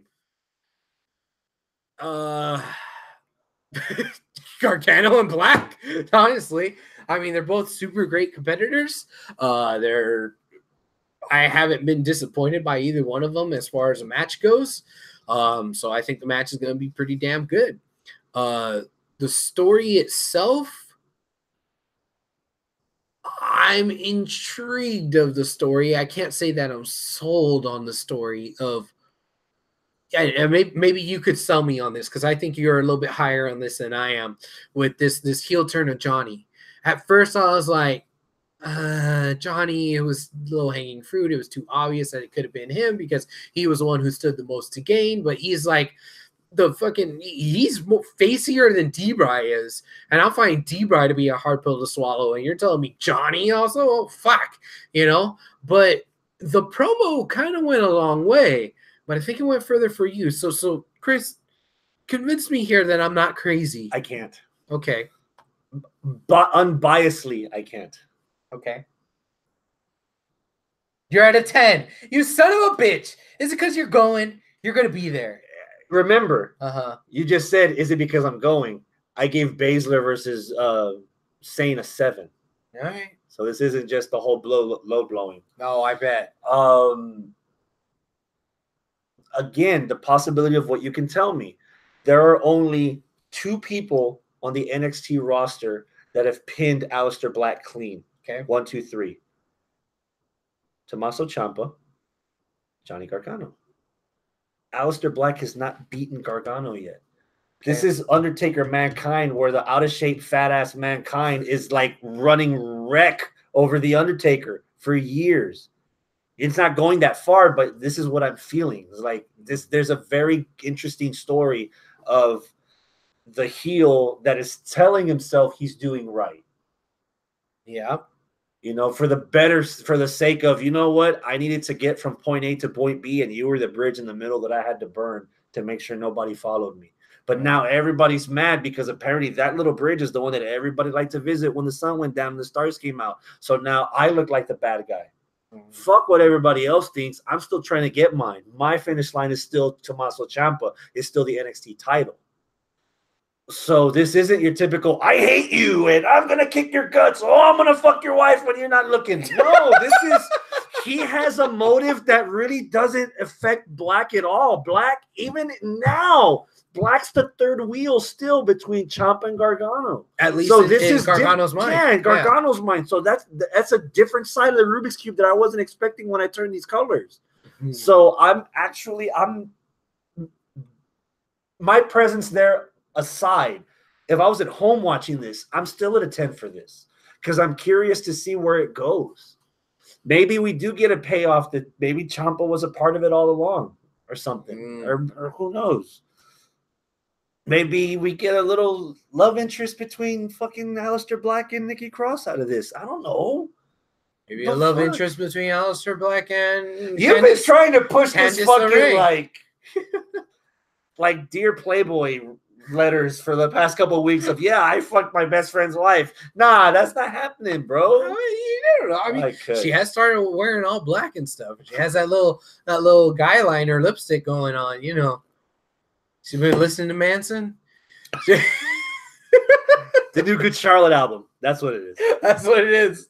All of a sudden, she's like fucking emo over here. Just I have Johnny Gargano winning. All right. I want this to keep going. I want this to be. You want Mankind to keep hitting Undertaker. Yeah, I want Aleister to get frustrated that the one guy he can't beat is the one guy that cost him the belt in the first place, and he can't get his redemption at the title until he finishes the monkey off of this back. So and that's going to lead to Gargano getting back at Ciampa because he beat Aleister Black. Mm-hmm. Okay. So I got Ciampa. I mean, I got Gargano winning this. How about you? Yeah, I can see where he's going. It's a tough pill to swallow to say that Aleister Black is going to lose another match.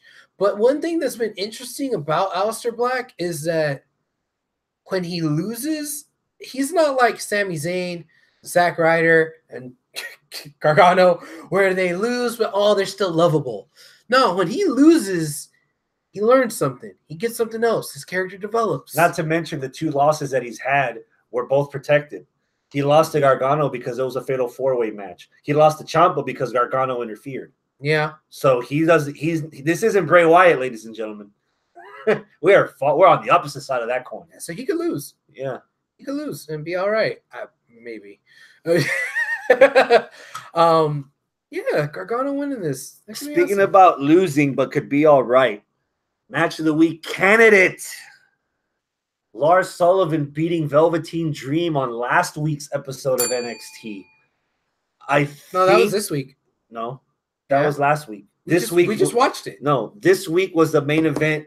This week's main event was Hanson versus Kyle O'Reilly. Oh, you're right. Okay, this was last week's pick. Okay, of course. That a match week candidate for me. Velveteen is ready for the position that he's in right now. Okay. The fact that it's a contrast of styles, the fact that it's a guy that I would have never, from the season debut of Tough Enough where Patrick Clark showed up on my television, I had no idea that Patrick Clark would end up being Velveteen Dream the way he is now. Fair.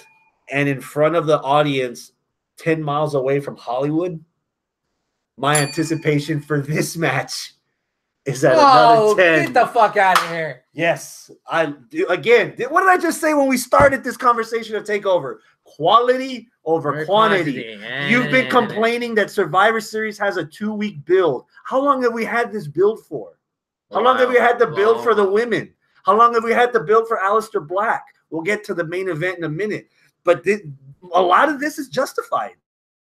You laugh at me for throwing out the 10s like Ty Dillinger all fucking day.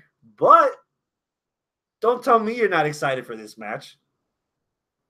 Oh, I'm excited. Does Velveteen make it wiggle for you? Oh, always. So what's your anticipation level for Tommaso Ciampa against the Velveteen Dream? 9. Oh, you're dogging me. This is the second 9 you've given NXT so far. This is. Tell them. I'll tell you why it's not a 10. What's keeping you? Don't be racist. I don't think that Velveteen's winning this because there's too much invested in Tommaso having this title. Velveteen wins the title.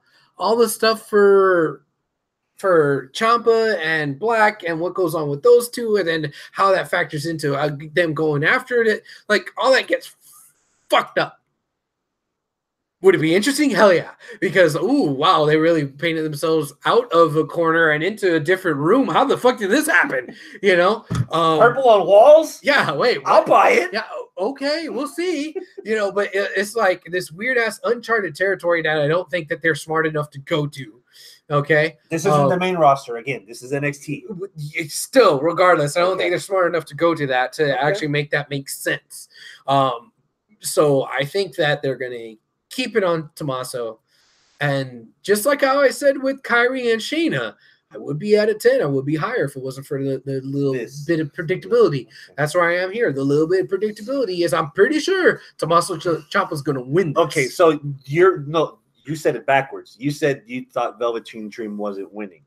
That's what you're not winning. That's what you said in the beginning. Thus, Tommaso is winning. But the way you said it, you put the emphasis on Velveteen not winning. Okay. So and the reason I'm bringing that up is because of this. All right. Velveteen last year's TakeOver lost to Aleister Black. Yes. Enjoy infamy. On paper, he lost. But did he lose when he went to the back? No, he won. He lost. He said his name. He lost to Cassius Ohno. But did he lose when he went back to the locker room? Because he was over as fuck when he knocked out Cassius Ohno and started counting. Yeah. He lost last week to Lars Sullivan. However, I got something about that. Did he look good in the loss? Was he redeeming in his loss? I don't think that particular Did that loss hurt him? I don't think that particular loss is as Teflon as those other losses you brought up. Okay. I think that particular loss gave me pause that made me think maybe there's going to be shenanigans with this match with Lars getting involved. maybe this is gonna become a three-way. No, it shouldn't. I mean, that's gonna even muddy up the waters even more. The only reason it's not is my only complaint. If Lars was pissed off that Velveteen got the shot and not him, why didn't Lars start beating the fuck out of Tommaso Ciampa after he finished beating up Velveteen Dream? Yeah, the fact that he didn't just let me scratch in my head a bit. Yeah, it's all kind of weird because like usually if you beat up the guy that's the #1 contender. Then you got your foot in the door. Maybe you should be the #1 contender instead. Or maybe it's a three-way. Or maybe something. But he beat the guy that's #1 contender and there's no fucks to be given. It's like, wait a second. Why should this guy... By shenanigans. It wasn't clean. Well, so that's why that muddies it. Regardless, Velveteen lost. And the big guy from the Rocky Mountains won. So the big guy has a claim. Lars has a claim to. I should be in this match. He'll get it when take over. Do you think that's what it is? They're gonna just get it later. Yeah, sure. Why not? So then, after this match, let's assume that Tommaso Ciampa wins. It's not Johnny Gargano saying, "Okay, I got mine. I just beat Aleister Black. I got mine." Oh, well, hold on a minute, player. You got to go through fucking Mr. Mad Scientist Lars Sullivan first. Really? So we're going to delay that even more? That's the weird wild card. Then I don't know. You got winning. Oh, you already said Ciampa. You got Ciampa. I got Ciampa winning it too. Okay. War Games. Just puts a smile on my face. Yes. Adam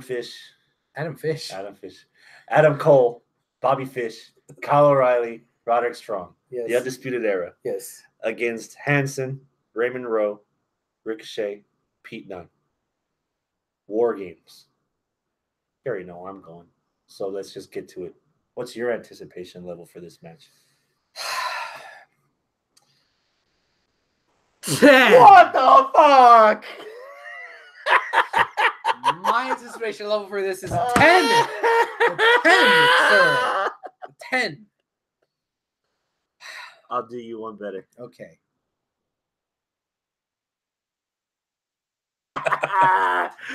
You bitch. Gosh, go. Okay. The floor is yours, bro. You know what? We have plenty of time to go about and talk about the intricacies of the booking and the match and this guy versus that guy and here and there. Yeah. We'll get to that. I get it. I understand. Give me a second. Let me have my moment. My moment is this. Holy fuck, goddamn Raymond Rowe is gonna be in a fucking pay-per-view main event, or at least what should be the main event. It could be a co-main event, whatever, in a War Games match at the top of the card of NXT. Holy fuck, that is so awesome. I'm so happy for Ray. That is like the coolest fucking thing. This guy that was wrestling at the VFW down in fucking Cyprus, who, I announced to the ring and just like met and like always talked to him and that is a super cool fucking dude. This guy, he's out there. I am marking the fuck out for him. I'm so happy for him. He almost fucking died in a motorcycle accident. We thought he wasn't going to wrestle again. He comes back, continues wrestling for us, then moves on to bigger and better things. ROH, now NXT. Holy fuck, man. Ray, that's fucking awesome. I really wish you would have been able to come down this year for Texas Renaissance Festival. Maybe you'll show up whenever we go in a couple of weeks, but god damn it, Ray. It's awesome. All right, so now we can talk about the fucking booking and the bullshit about the match. I might piss off some people here because of what happened this week. Okay. My match of the week pick. Oh, Kyle O'Reilly versus motherfucking Hanson. That technically should be counted for next week because we normally don't count. Yeah, but what are you gonna do? Okay. We both watched it. We did. And it's a build to go home show for TakeOver, the pay-per-view that we're predicting tonight. Match of the week pick. God damn, that was so good. The storytelling in that match. Hanson ducking the leg sweep by doing the cartwheel. Kyle O'Reilly's dude. Cool. There are very few people that can sell the way Kyle O'Reilly sells. And he's a national treasure. And it's because he has that pure fight feel, because he looks so real when he's kicking you, when he's delivering the accent smash, when he's doing his kicks, when he's flying and doing the tope suicidas, you know he's legit fight. So when he gets hurt, dude, and some of the elbows, dude, even when the skirmish, dude, he is. I never understood years ago when he was still in Ring of Honor, when wrestling fans and wrestling pundits, Meltzers on podcasts, boards, all this other stuff, saying Kyle O'Reilly's the future of the business. I didn't see it. All I saw was a white dude that could fight. Now the pieces are starting to come into play from that, where I'm seeing, you know what? This is CM Punk. Except he respects the business. He's a fan of the business.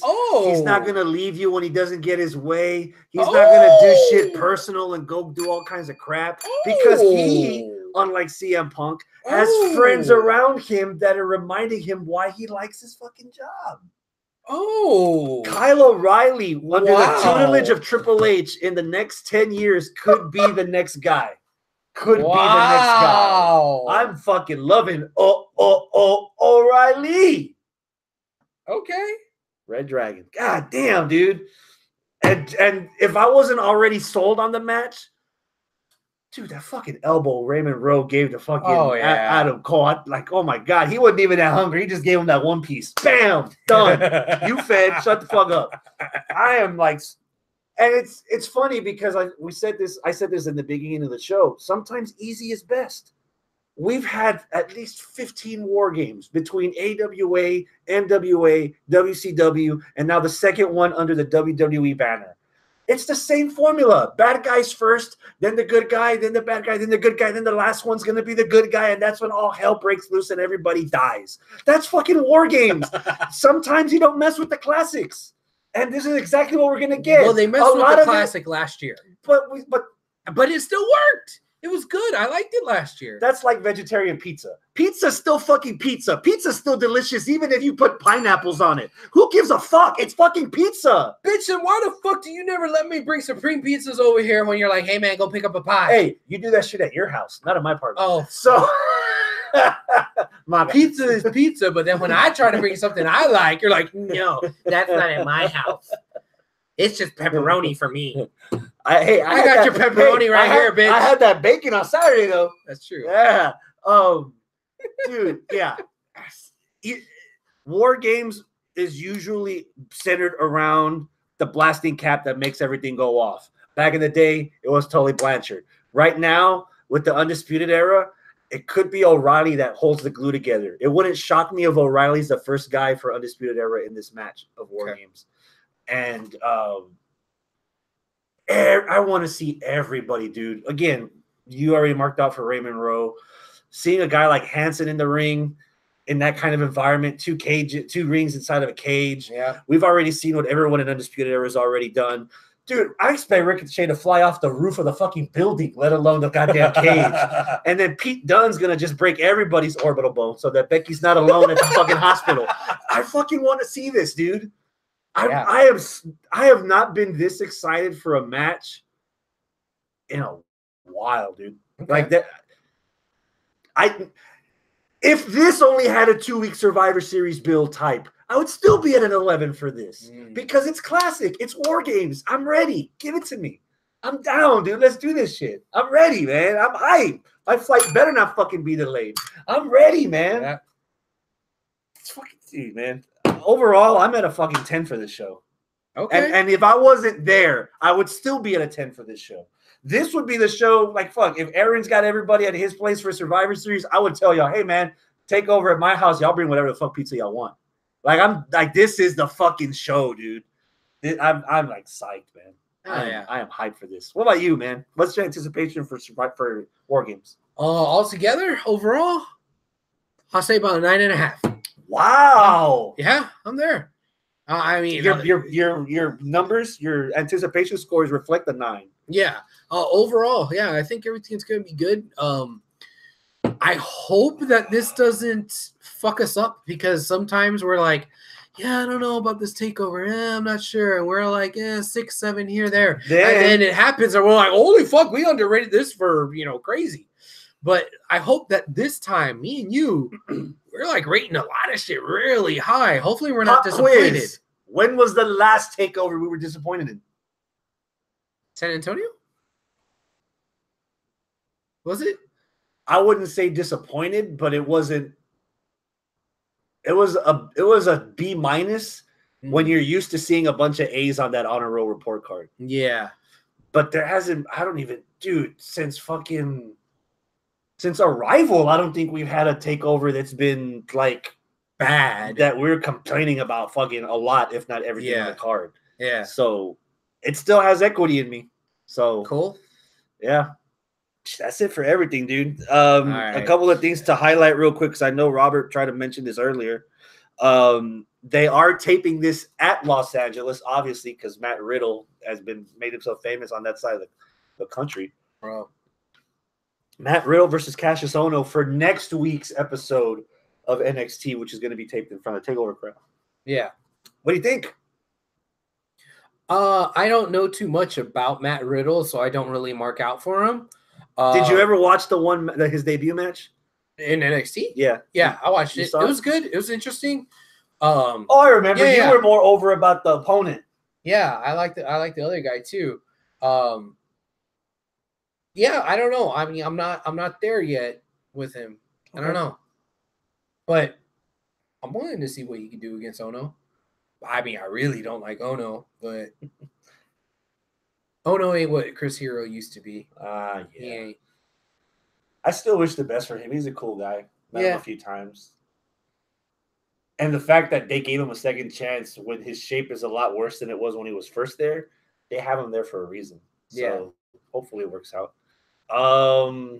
Anything else that we're missing? Well, let me get to all the other stuff Robert said. Okay. He has a few more things in the live chat. He says, I watched tonight's NXT. Oh, yeah, that about the Ohno thing. We already mentioned that. I think Kyrie loses and makes her Raw debut on Monday. Robert? No. And here's why. Not after every takeover do you have to have an NXT call-up. Yeah. You don't have to do that after every. Besides, we already got the call up. It was Nikki Cross. Oh yeah, that's true. I wish that WWE will save that for once, maybe twice a year, and not always be the weekend of WrestleMania. Mm-hmm. Surprise us with it instead of after WrestleMania, after SummerSlam, and like during the Royal draft. Rumble. During the draft. Or during the draft. Or during Royal Rumble, where like, oh shit, I wasn't expecting that now, but oh man, this guy just debuted. Holy fuck, man, he's gonna be in the Rumble. What happens? Like that can be cool. Yeah. But not like where we get into this rut where it's like, okay, every year take over. The Raw after WrestleMania, and now the SmackDown after WrestleMania. Where's our NXT call up? Mm-hmm. I expect this guy to be. Oh man, look, y'all need to chill with that shit. Surprise me. I'd rather you surprise me than give me what I want when I want it. That makes sense? I'd rather you give me what I want when I want it and just have Ziggler debut on NXT. Okay. Wow. Man, we had this conversation last week. From NXT to the main roster, I don't see it as a call-up anymore. So I don't think that anybody that needs to either rehab or their career or just have a fresh start somewhere, I wouldn't assume it to be a call down to NXT. Okay. I think it's even playing field. Let's start sending some guys over to NXT. See what it did. You see what it did to fucking Tyson Kidd before he teamed up with Cesaro when he came back on the main roster. Yeah. You saw what it did to Curtis Axel when he went back down there. I mean, it did them a lot of good. So why not? Natty too, and she did some of those the early NXT takeovers, the networks when the network first started. Why not? Fuck. Robert also says this. I'm at a 10 just for Ricochet doing a triple 450 off the top of the cage. He's gonna break the scale on the number that he's gonna do on that. Yeah, move. Like 450 times like 5. It's like 8460 and change. 8460. And my man Pete Dunne turning Kyle's fingers inside out. Oh, I love Adam Cole always selling when he's got it when fucking Pete's got his hand like this and he's like, no, please don't. And he just flops. He does like a bitch. Yeah. WrestleMania pre-sale, I think already sold out. Really? I got on the app. You rich motherfucker. I was 2,762 in line. And within 9 minutes, that number dwindled down to 0. And by the time it got to 0, the pre-sale that I was there was already sold out. So if I don't get tickets, it's not going to kill me because, again, I'm going for fucking New Japan and Ring of Honor at Madison Square Garden. All right. You know, I have this that's the reason for me going back over there. But by happenstance, if I stumble on some affordable tickets, shit, I might make a party out of it. Might make a weekend out of it. All right. But the original plan, fly out Thursday on the cheap, Thursday, Friday, sightsee, Saturday, do the New Japan, and then Sunday fly back for Mania. Watch Mania here at home with whoever's get like 1,000 chicken nuggets from McDonald's and just eat with whoever wanted to. So that's still the original plan. Cool. But I think after what happened, getting screwed over with the Survivor Series plan, and now I suddenly want to go and I can't because I'll be coming back. I might stick around for Mania. I'm not sure, but yeah, but goddamn, 40-degree outdoor weather for 7.5 hours. Ugh. I don't know if I want to do it. He's gonna do it. It'll be in Minneapolis in 2020, and at least they have a dome. He's gonna do it. He's gonna do it. Been at 8 already. All right, that's it, man. Unless you got anything else, we got no. No underground talk because that was over already. But we had a dark match where we reviewed Ultima Lucha Cuatro, and that was pretty damn good. So yeah. Check that out if you want to hear our. Oh, fuck me in the ass with a spike bat! I forgot our homework again. Wait, what homework? We were supposed to rewatch Pentagon versus Marty the Moth to see if we wanted to put that in our match of the year. I forgot about that completely.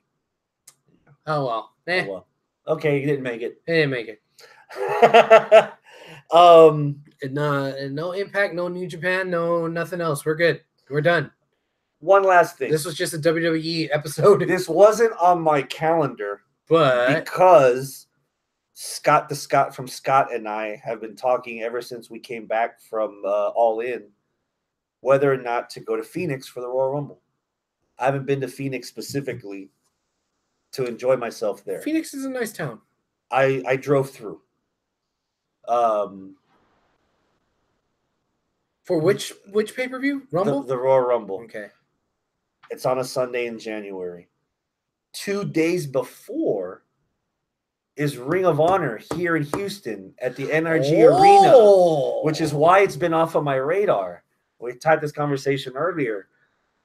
If it's just Ring of Honor talent, I'm not sure if I'm going to go. Okay. There has to be something to hook me. We tried to go down the roster. Jay Lethal, Briscoes. Not Briscoes for SoCal Universe, SoCal Uncensored. Yeah, SoCal. Flip Gordon. They got the women now. They've got shoplifter at Walmart with the glasses. Oh, Tennille Dashwood. Shoplifter. I forget the rest. Again, I haven't been watching Ring of Honor as religiously as I wanted to. Right. You know, I only watch a couple of episodes. That's the story of Ring of Honor. Yeah. And goddamn, I don't want to spend another $10 on another wrestling subscription. 2 is too many. But I have to have WWE in New Japan. So, but and again, if fucking TNA couldn't sell out a pay-per-view in that same arena that Ring of Honor is going, I doubt it's going to sell out anytime soon unless they say fucking tomorrow, hey guys, you ever want to see Kenny Omega in Texas? He's coming. Guess what? I'm going. But other than that, I'm going to wait. Because I still don't know if I'm going to do Royal Rumble. And if I do Royal Rumble, then that means why not do TakeOver while I'm there? And that means I'll have to drive. If I get off of work Thursday, drive through the night Thursday, get there Friday during lunchtime. That way Friday I can drink, Saturday watch wrestling, Sunday watch more wrestling, Monday drive back, Tuesday rest, Wednesday go back to work. So I'd have to plan out a lot of that shit. Yeah. Not to mention Royal Rumble's already on sale and a lot of the cheap seats are already gone. So, but it's on my radar. Figure out what to do with Ring of Honor. So they'll be in San Antonio the day after, and I think they're going to be in Dallas the day before. I think you have that flip-flopped. Or they're San Antonio Thursday, Houston Friday, Dallas. I know Houston's Friday, and then Dallas maybe the Saturday. I think that's the correct order. Yeah. So we'll see. So when we were talking about this, Cody and the Bucks and Kenny, they're and all Ibushi. And Ibushi, they're all considered, well, especially Ibushi. I guess it's really more for Cody and the Bucks. The Elite. They're not ROH talent. They're definitely New Japan talent. Like, they don't have the dual contracts or anything weird like that. No idea. Okay. And even then, it's at the end of January. Cody's got a knee injury. He's got something floating around in his knee that he does not want to have surgery for until after Wrestle Kingdom. And Wrestle Kingdom is before the Houston date, so there's no guarantee that we'll even see Cody there. Yeah, so Cody's even going to be walking around. Yeah, so I don't know what the hell's going on with that ROH show. They got my curiosity, but they need to get my attention before they get my money. Okay. You know, so. All and right. besides, they already got most of it for fucking Madison Square Garden. Yeah. So, but we'll play it by ear. Especially if we can sit together as a group, we're gonna make it work. Cool. Normally, if it's meant to happen, we'll make it happen. Right. So we'll figure it out. Que sera, sera. That's it, man. All right. That's it. Adios, my friends. Keep it classy. Excelsior. Accelerate.